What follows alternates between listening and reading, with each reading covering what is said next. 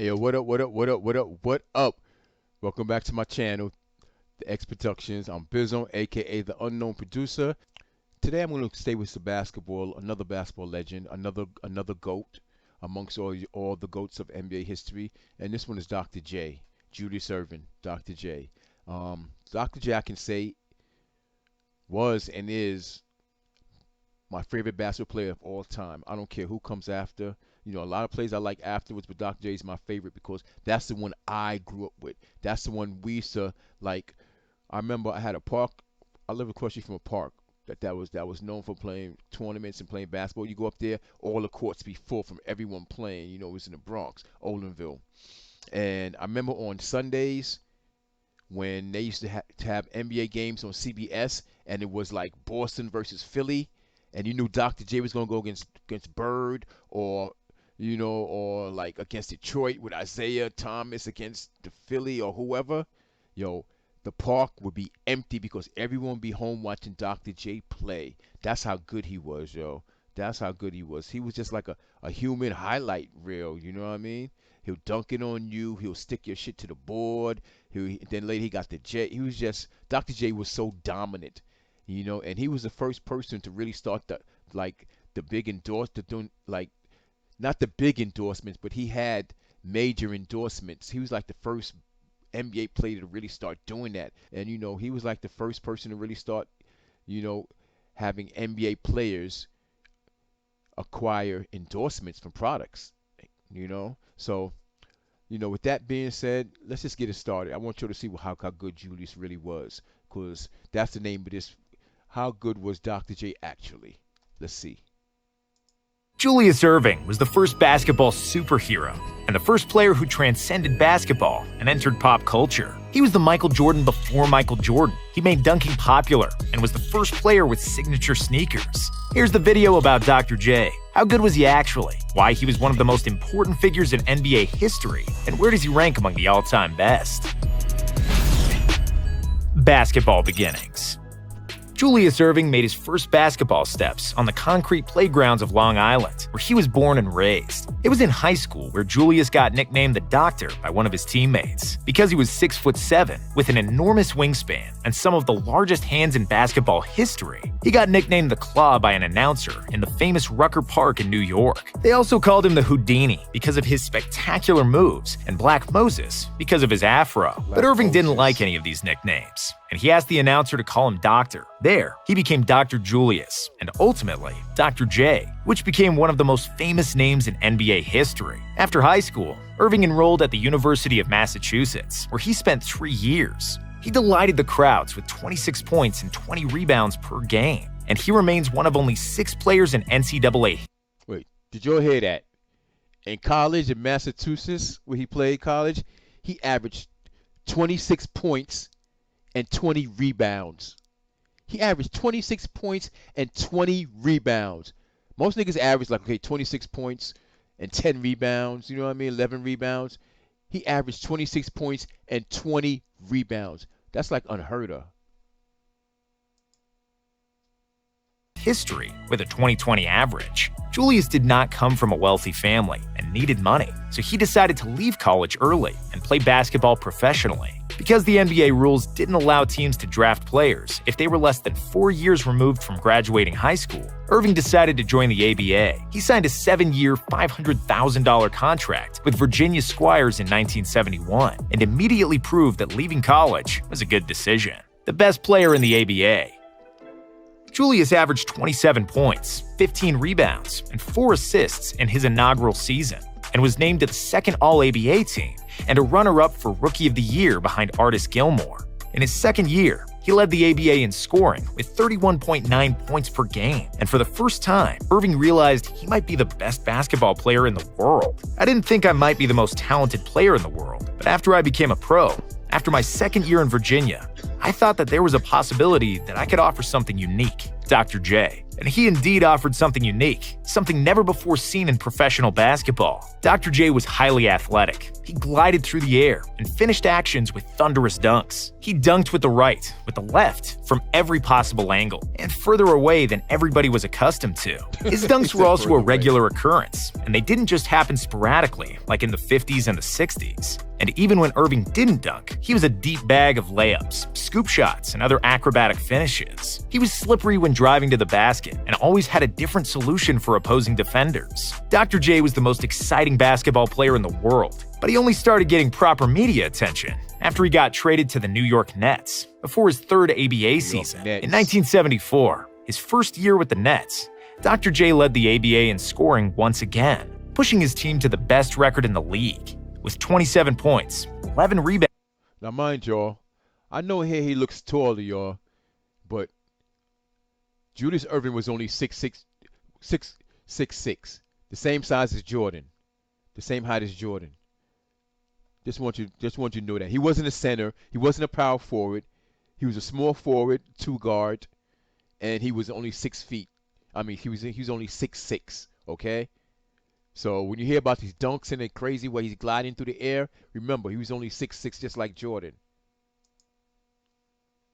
And 5 assists per game. Erving was also awarded the ABA MVP. He proved his dominance over the competition in the playoffs and led the Nets to the title, losing just 2 games in 3 postseason series. Next season, the Nets once again had the best record in the league. Dr. J repeated as the league MVP, but they surprisingly lost in the first round of the playoffs, despite Erving's stellar play. They would bounce back perfectly in the 1976 season, where Erving would once more lead the league in scoring and win his 3rd consecutive MVP award. In the playoffs, Dr. J averaged 35 points, 13 rebounds, and 5 assists per game, leading the Nets to another ABA title. 1976 was also memorable for the first dunk contest in history, in which Dr. J competed against other high-flying scorers David Thompson, George Gervin, and Artis Gilmore. Despite formidable competition, Dr. J dominantly won after dunking 2 balls simultaneously and a dunk from the free throw line. ABA-NBA merger and departure from the Nets. After the 1976 season, Dr. J was by far the most popular ABA player and arguably the most popular basketball player on the planet. He was the first basketball player to enter popular culture, and people... I remember, just to stop it, just my knowledge, I know, like I said, I grew up off of Dr. J. The owner of the Nets couldn't pay enough to keep him. You know, the ABA wasn't making a lot of money like the NBA, so he had to let him go. You know, he let him go to the NBA, but that's what he needed, Dr. J. When he got the NBA, everybody couldn't wait to see what he was going to do in the NBA, son, and he tore it up when he got in there from day one.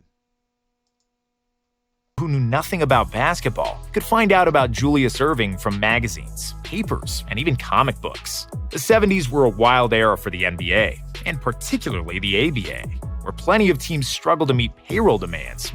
Yeah, I'm sorry. I just got to stop it again. I'm sorry. I keep stopping. But yeah, the ABA, remember, wasn't big like the NBA. You know what I mean? And a lot of people didn't know worldwide or nationwide. You know, basketball wasn't really big like it is now. And nationwide, even in the United States, they didn't know who Julius Erving was. They heard about him, you know. They're like, yo, you ever heard about this dude they call Dr. J, and he like flies through the air, dunking the ball. Like, there's like, who? Like, you know what I'm saying? Like, a lot of people didn't get to witness Dr. J play. You know, they only heard about him playing. But he's talking about the ABA right now and like the sinking of the ABA. Keep their franchises. The NBA also didn't like that the most popular player in the world played in the ABA, and they feared that others might follow. So the leagues did what was speculated for years at that point and made a merger. The ABA era was now over after 9 years of existence. The Nets, San Antonio Spurs, Denver Nuggets, and Indiana Pacers were absorbed into the NBA for the 1976-77 season, while the rest of the ABA players joined other NBA teams via a draft. Before the 1977 NBA season started, the New York Knicks demanded almost $5 million from the Nets for invading their territory and settling as the second NBA franchise in the city. Between that and the expansion fees for getting to the NBA, the Nets owner didn't have enough money to give Erving a raise that he promised him. After the salary dispute couldn't be resolved, the Nets decided to sell Dr. J to the Philadelphia 76ers for $6 million, only 24 hours before the start of the season. Philadelphia 76ers. Dr. J joined a stacked 76ers team that featured all-stars George McGinnis and Doug Collins, and a young and super talented future all-star, World B. Free. Because the team had so much firepower, Dr. J took fewer shots, and his numbers slightly decreased from his ABA days, and he averaged 22 points, 8 boards, and 4 assists per game. However, he proved that he was the #1 gunslinger in basketball when the All-Star game rolled around. Erving scored 30 points, grabbed 12 boards, recorded 4 steals, and walked away with the MVP trophy. Philadelphia. Now, mind you, the All-Star game back then isn't like the All-Star game it is now. The All-Star game now. I'd say even 10 years ago, the All-Star game isn't like it was then. They play for fun. They don't play hard. There's no competition. They don't care which side wins. They change up everything. Fine. Okay. I take it for what it is. I can't do nothing about it. I love basketball. I just enjoy it. Like even the coach said like this was he criticized not playing, it's like okay, I guess it's what people want to see. So hey, you know what I mean? Me personally, I want to see you play hard.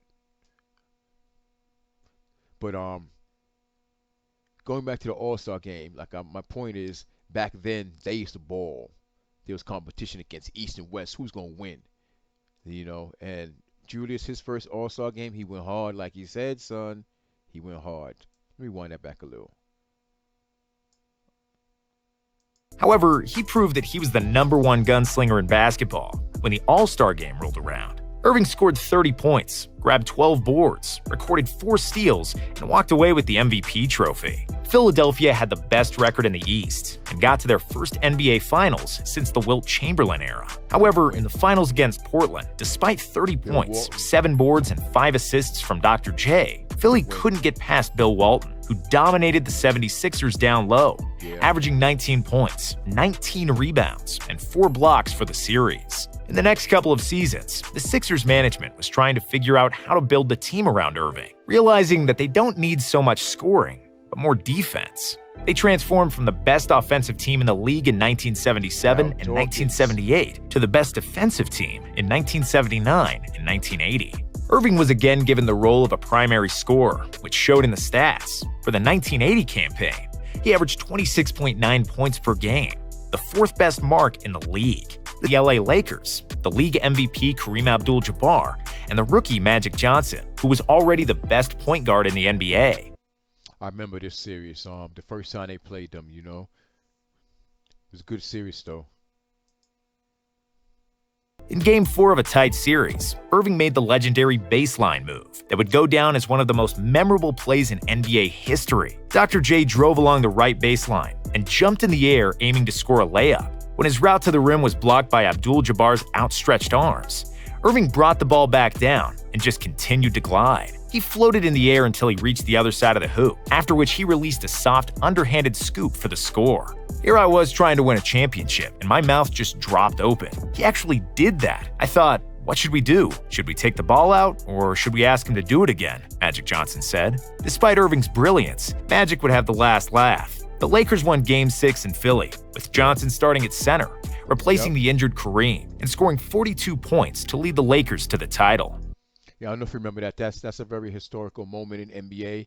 Like you said, Kareem got hurt and he played center. He played center. Magic Johnson played center, and they won that game, man. Magic Johnson was just he was impeccable, man. Like, he was a joy to watch, and I don't think people nowadays realize how good he was. People know he was good, but they don't realize how good he was. Just like they don't realize how good Larry Bird was. You know what I mean? And a couple of other NBA players. How good Akeem Olajuwon was. You know what I mean? So I'm gonna be doing some of those plays as well, some of their highlights and their stories too. But let's keep it moving with Julius, Dr. J. What actually made him great? The 1980-81 season was Erving's greatest individual year in Philadelphia. After averaging 24.6 points, 8 boards, and 4.4 assists per game, he was named the league MVP. The 76ers had the best record in the league, but they blew a 3-1 lead against Larry Bird and the Celtics in their conference finals, losing the last 3 games by a combined 5 points. Close crazy. but no cigar theme continued in the 1982 season. It was another dominant year for the Sixers and Dr. J, where Philly avenged their loss to the Celtics in the Eastern Finals. But after they got rid of Bird, here came magic in the finals, and the Sixers couldn't get over the hump again, despite 25 points per game from Erving. It was Dr. J's third finals loss in 6 years with the Sixers, and despite him proving his brilliance, he was running out of time. Erving was 32 years old, and if he was going to win an NBA title, the team needed to make a change. I remember everyone always said, when is Julius going to get his ring? Please let Julius get his ring because he deserved it.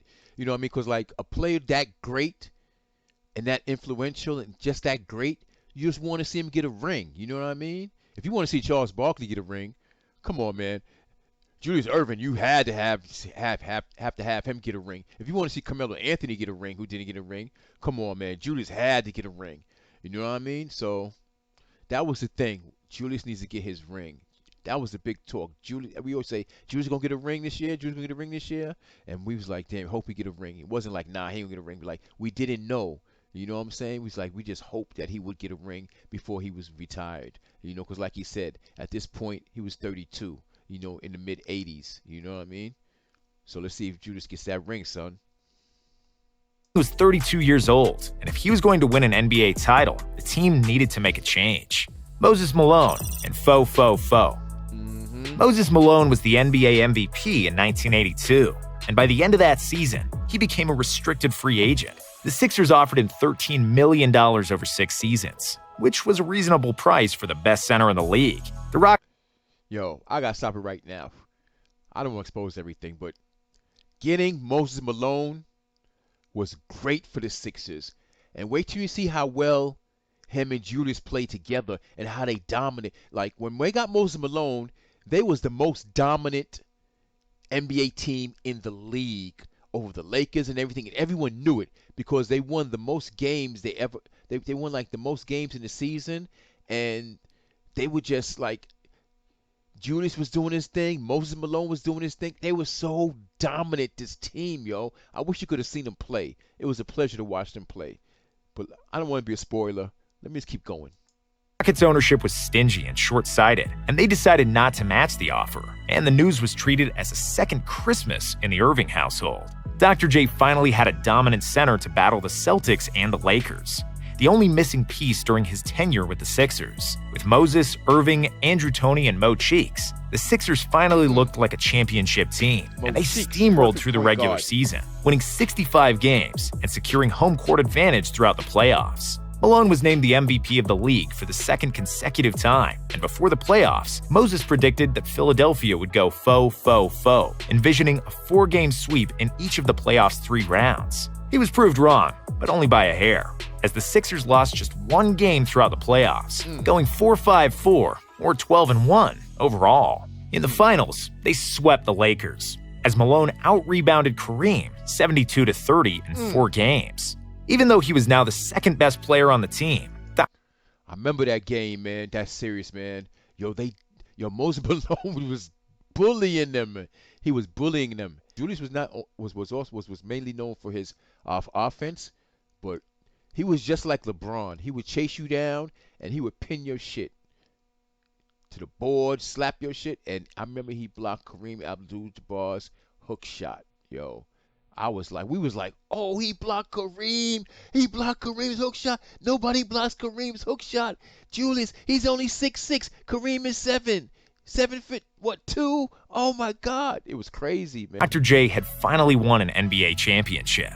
The Sixers would make the playoffs each time for the next 4 seasons, but they couldn't make another finals. Dr. J kept averaging solid numbers even at the age of 37, when he ultimately retired after the 1987 NBA season. Yeah, man, Legacy. Dr. J retired as arguably the best small forward ever at the time, and he is still in the all-time top 5 at his position. He made the All-Star team in the playoffs in each of his 16 seasons, and he scored over 30,000 points in both the ABA and NBA. Apart from scoring, Erving was also one of the best defenders of his era, which is proven by his 2 steals and 1.7 blocks per game over his entire career. An outstanding number for a small... Told you. He be blocking niggas shit, yo. I told you. Son. Speak realness, son. I seen it with my eyes, yo. Julius is my favorite ball player of all time, and I used to watch every single game that was televised. Small forward, 4 MVPs, 6 finals, and 3 titles are the highlights of his career. But he meant so much more to the NBA than that. He was the catalyst for the NBA and ABA merger.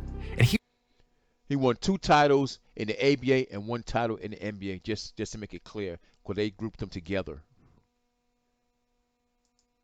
He was the biggest superstar when the league desperately needed one, when basketball games weren't always televised, and when the future of the NBA was in financial jeopardy. Dr. J was the epitome of cool. He revolutionized the game, and every kid and aspiring player wanted to be like him, just like everyone wanted to be like Jordan in the 90s. In fact, almost everything that MJ did in the 80s and 90s, Dr. J did it a decade earlier. Whether it's having a signature shoe, dunking from the free throw line in a dunk contest, or making an iconic layup in the NBA Finals.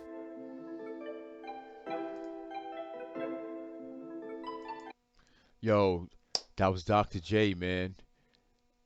So, do you think Dr. J was that good? I know he was that good, because I seen it. I seen it. Like Raekwon would say, I seen it like a 20th zenith. Like his 20th zenith, I seen it. Yo, thank you for coming back to my show, The X Productions. I'm Bizon, aka the Unknown Producer. I'm gonna come back with another good one highlight